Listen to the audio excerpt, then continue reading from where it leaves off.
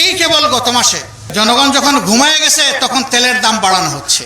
এটা আমরা মনে করি জনগণের সাথে একটা প্রতারণা।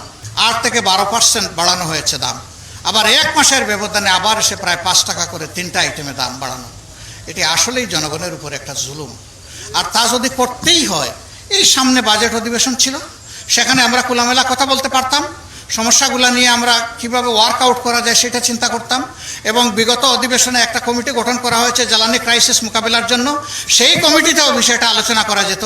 তার কিছুই সরকার না করে তড়িগড়ি করে পাশ কাটিয়ে কাজ করেছে। এটা আমরা মনে করি জনগণের সাথে একটা প্রতারণা। জনগণের নির্বাচিত পার্লামেন্টের অধিকার ক্ষুণ্ণ করা হয়েছে। সেখানে আলাপ করে এটা করলে তখন জনগণও বুঝতো তার কতটুকু করা দরকার। আর আলাপ যখন হতো তখন ন্যায্য কথা সেখানে আলোচনা হতো। সরকারও বাধ্য হতো ন্যায্যতার ভিত্তিতে একটা চিন্তা করতে, হয় সিদ্ধান্ত নেবে অথবা সরে আসবে।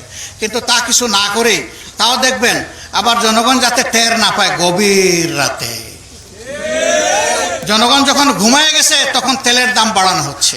এত ভালো কাজ দিনের বেলা করলেন না কেন? তার মানে তারাও বুঝতে পারছেন যে এটা ভালো কাজ না।